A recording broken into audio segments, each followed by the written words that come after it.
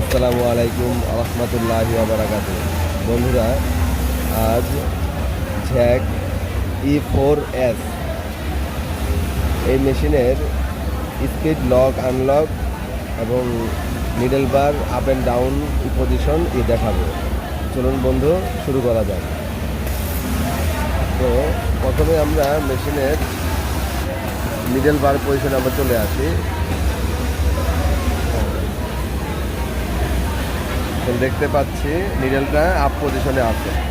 তো এখন আমরা রানিং করি। রানিং করলে দেখা যাচ্ছে নিডলটা ব্রেক করাতে নিডলটা ডাউন পজিশন আছে। তো আমরা এটা আপ পজিশন করবো কীভাবে? আপ পজিশন করতে গেলে আমাদের এই যে প্লাস বাটনটা আছে, এই যে এই আইকনটা মানে এই চিহ্নটা ডাউন পজিশন আছে, তাই নিডল বারটা ডাউন পজিশনে আছে। তো আমরা এটা এই প্লাস বাটনে পুশ করে ধরে রাখবো। ধরে রাখলে এই চিহ্নটা আপ পজিশনে চলে না যাওয়া পর্যন্ত ছেড়ে দেবো। আপ পজিশন হয়ে গেছে। এখন আমাদের নিডল বারের পজিশন দেখবেন যে ব্রেক করলে আপ হয়ে যাবে। দেখছেন বন্ধুরা? আপ পজিশন হয়ে গেছে। তো এখন আমাদের স্পিডটা কত আছে বন্ধু দেখি। স্পিডটা আছে আমাদের 35 আছে। 35 আছে। এই যে ফুল স্পিড 35 আছে। তো আমি যদি এখানে এটাকে বাড়াতে চাই, বাড়তেছে না, কারণ এটা আমার লক করা আছে।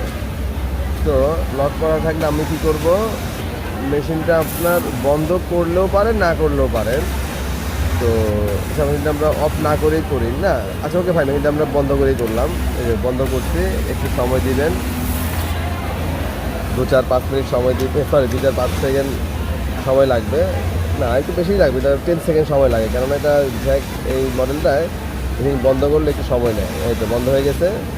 তো এখন আমরা প্লাস আর মাইনাস দুইটা বাটন একসঙ্গে পুশ করে ধরবো।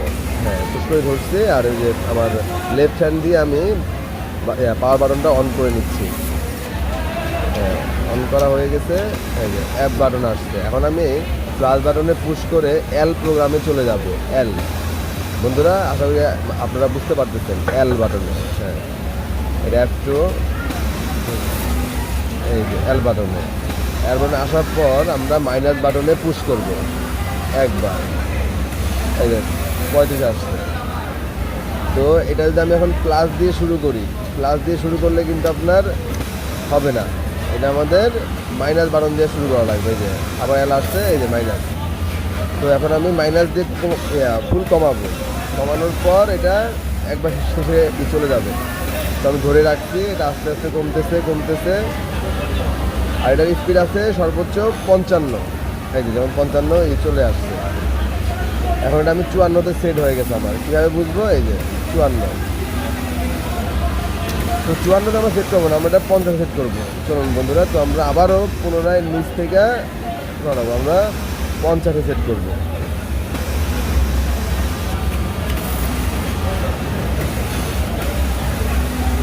কমতেছে।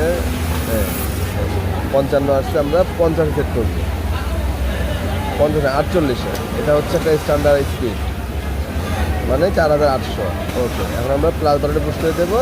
তারপর আমরা এখানে পাড়া দিলেই, এখানে মানে প্যাডেলে পাড়া দিলেই এলটা চলে যায়, রানিং হয়ে যাবে। এই যে রানিং হয়ে গেছে। এখন আমরা স্পিডটা দেখি। এই যে এটা 35 আছে। এখন আমি এটা দিয়ে বাড়াতে পারবো। এই যে বাড়তেছে, আর কিন্তু বাড়তো না বন্ধুরা। এখন আমি 48 পর্যন্ত করতে পারবো। এটা বেশি আর যাবে না। এই দেখেন 48 আসছে। এখন আমি বাড়াচ্ছি, আর বাড়বে না। কমে গেছে। তাহলে এখন আমি মাইনাস বাটন দিলে 48 আবার চলে আসতেছে। Okay fine. এখন বন্ধুরা দেখি, এই যে এখন খুব স্পিড।